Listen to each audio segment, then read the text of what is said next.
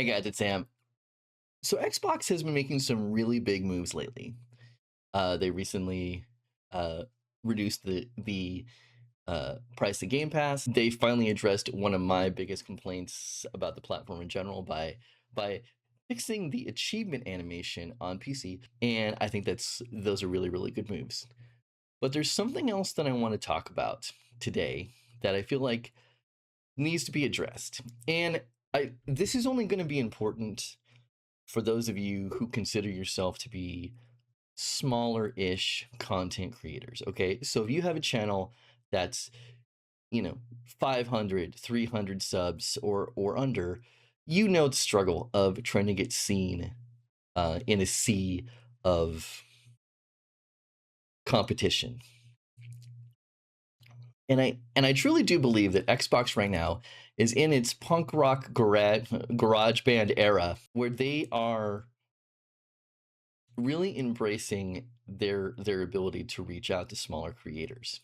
Now, this all goes all the way back to one of the very first codes that I ever got as a creator, was for South of Midnight. You talk about your excitement for the game, and you put out this really fantastic review Yeah, that I just got a chance to check out, and it's awesome. And I've been a big fan of your work and the care that with you write with. just posted on Twitter about this game, and then somebody from Compulsion, messaged me on LinkedIn and said, "Hey man, here's this game." And as like a small-ish content creator, when you get like that first email that you're like, here's the code and here's the embargo information, for the most part I have been very fortunate and they've been very gracious, and they've handed over these codes not looking at engagement numbers, not looking at my subscriber count or the size of my audience or how many views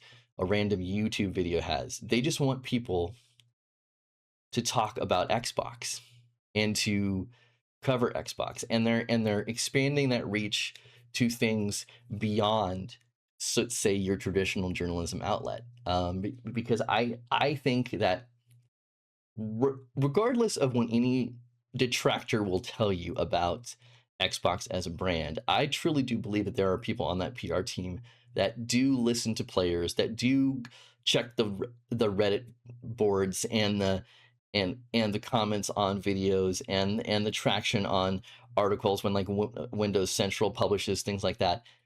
They look at those things, and they look at them in a way where they want to be transparent about what they are trying to achieve. But moreover, like I said before, they're in their garage band era right now, and because of this, they're way more willing to shell out these codes to people that they know are just passionate about video games. And I don't see any of the other platform holders doing that. And this is no offense to PlayStation or Nintendo or anything like that. A few years ago, I'm actually about a year ago, I was at an anime convention, local convention here in California called SAC Anime. It's in Sacramento every year. And at this convention, there was going to be the cast of The Last of Us. Troy Baker, Laura Bailey, Shannon Woodward, who plays Dina, Ashley Johnson, who of course is Ellie, and especially Ashley. I saw Shannon Woodward, who, like I said, plays Dina, and she did not have lines as long, especially on the second day of the convention. I decided to go over and see if I can talk to her, possibly ask her if maybe I can get an interview with her. And she was very sweet and very kind, but she was also very forthcoming about the fact that Naughty Dog and PlayStation, they have very specific rules about who is allowed to talk to their talent for press opportunities. And most of the time, the only way that you get an opportunity like that is if it is something that is pre-arranged. And some of the other publishers are behind these walled gardens of protection. The bigger the developer, the harder it's going to be to get access. But it seems to me that Microsoft is a little more lenient and a little bit more willing to bring in these smaller creators and give them access, because a lot of these content creators are fans of Xbox, especially if you are a pro Xbox channel. You are a fan of this brand, of this ecosystem, of this platform.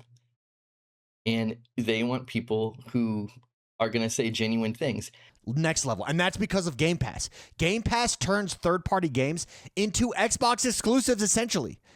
As a Game Pass player, there is no difference from them announcing Gears of War E-Day on my Xbox, because I have Game Pass, and Persona 6, because it's coming to Game Pass day one. Xbox doesn't own it.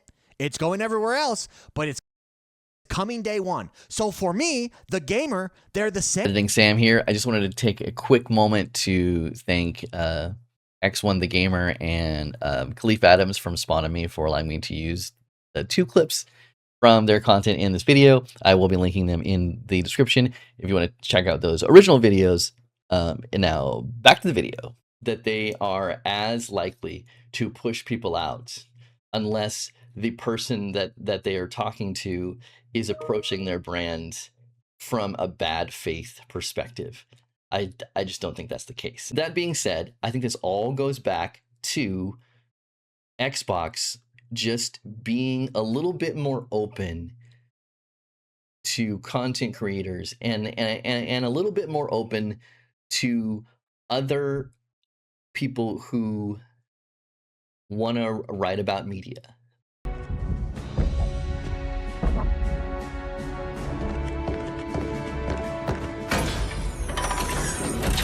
Just one question. What if you miss? I won't.